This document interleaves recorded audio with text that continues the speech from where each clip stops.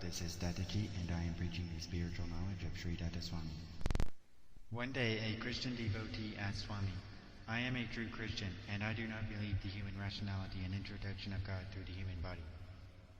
Then Swami said, "What is the meaning of human rationality? Does it mean A, whatever the human being says, whether it is rational or irrational, should not be accepted, or B, whatever reasonably said by the human being should not be accepted?" If you take the first case, since you are a human being, whatever you say should not be accepted, whether you say reasonable or reasonless. If it is the second case, you should be accepted because whatever you said is reasonless. Then you should be a mad person because only mad people speak reasonless. If you say that you are not a mad person, then you should have spoken reasonable, in which case you should not be accepted, since a reasonable saying of the human being is not to be accepted according to the above version B.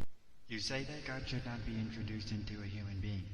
Then you are not a true Christian, because Christians believe that God is introduced into the human being, just like the blood of the Father is introduced into the Son. Christians believe that Jesus is the Son of the Godfather. If you say that Jesus is only a messenger of God and not the Son of God, then you are not a Christian and you belong to Islam. Islam says that a messenger is not the Son of God, but he is only a servant of God. At this point only, Christianity separated from Islam. Originally, both Islam and Christianity were one religion only. Islam treated Jesus as a messenger like Muhammad. Christianity is separated from Islam because they treated Jesus closely related to God, like a son to his father. In fact, Christians of higher order believe Jesus directly as God because Jesus said, "I and my Father are one and the same." This saying clearly proves that God and the human incarnation are one and the same. Therefore, being a true Christian, you should accept that God enters into the human being or even temporarily becomes a human being. In both the cases, God either enters or pervades all over the human being. In the case of human incarnation, if you deny both these possibilities, then your Christianity becomes Islam, and you are not at all the Christian, because you are denying the very fundamental of Christianity. In Hinduism, all the three concepts are present. First is Advaita of Sankara, which says that the Lord and the human being become one and the same in the case of the human incarnation. For example, Brahma. In this case, God pervades all over the human body. Second is Visista Advaita of Ramanuja, which says that the Lord is present in the heart of the human being, as in the case of the human incarnation. For example, Hanuman, who tore his heart and showed Rama in that. And the third is Dvaita of Madhva, which says that the Lord is separate in the heaven and sends his servant to the earth as a messenger. For example, Balarama is Adisesha, who is the servant of Lord Vishnu in heaven and is the human incarnation. Thus, Hinduism contains all the three concepts. The first two concepts are called Christianity, and the third concept is called Islam. The Mahayana branch of Buddhism worships Buddha in the form of statues as God, or the devotee in whose heart God is present. In fact, according to Hinduism, Buddha is directly the Lord, since he is treated as one of the 10 human incarnations of the Lord. Just like Christianity arose from Islam, Buddhism arose from Hinduism. The Hinayana branch of Buddhism treats Buddha as a preacher of divine knowledge and treats him as an ordinary human being.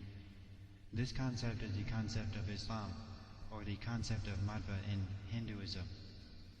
Thus, Hinduism is a mini-model of the entire universal religions. The science represents atheism. Even this atheism is represented in Hinduism by the sub-religion of Charvaka. All the sub-religions of Hinduism are the religions in the world. Whatever is in the world is present in Hinduism.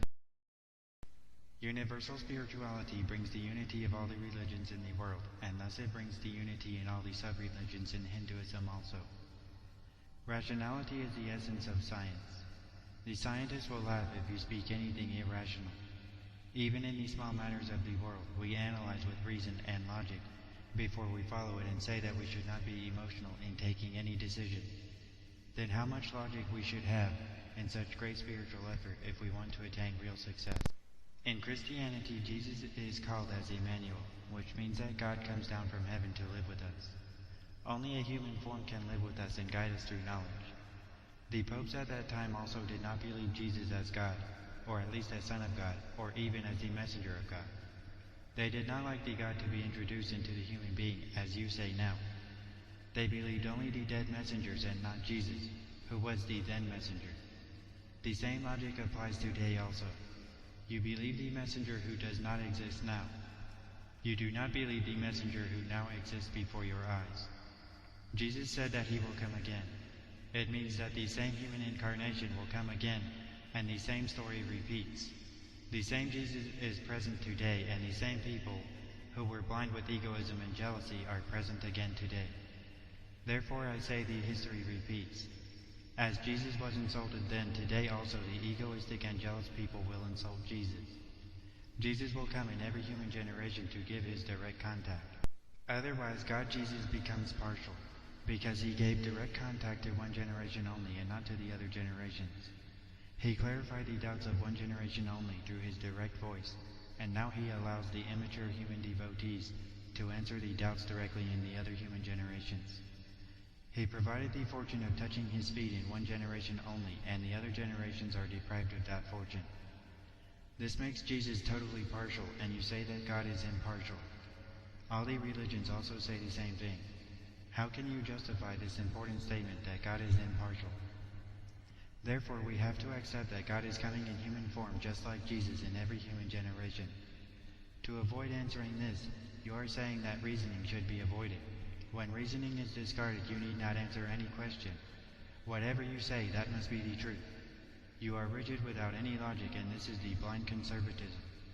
This cancer is present in every religion, and humanity is always divided by this cancer. You are opposing the unity of humanity and want to disturb the world peace. God will not tolerate you, and you will be thrown into the permanent hell for misleading the ignorant people. If you see the Bible, Jesus gives reason everywhere in his concepts. For every statement he gives the reason.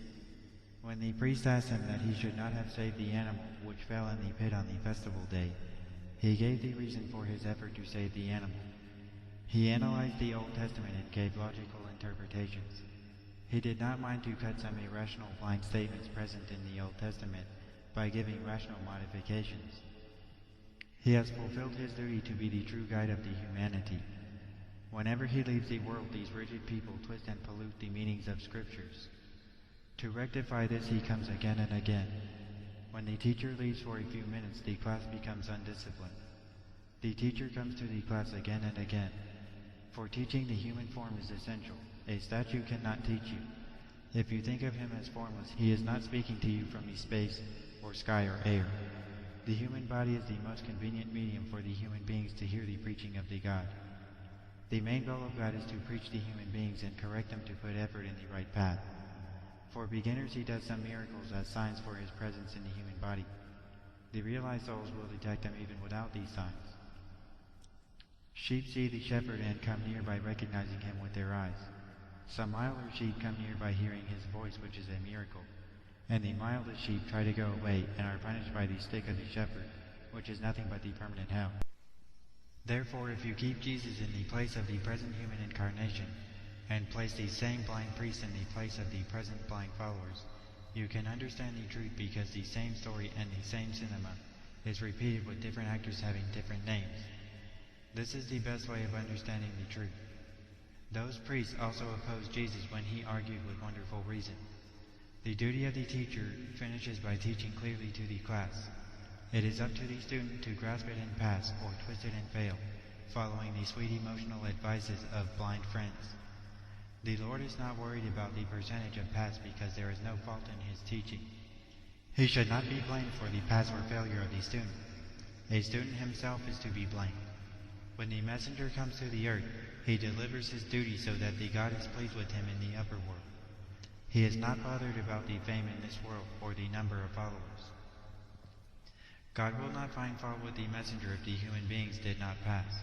He finds fault with the messenger if the message is not properly delivered.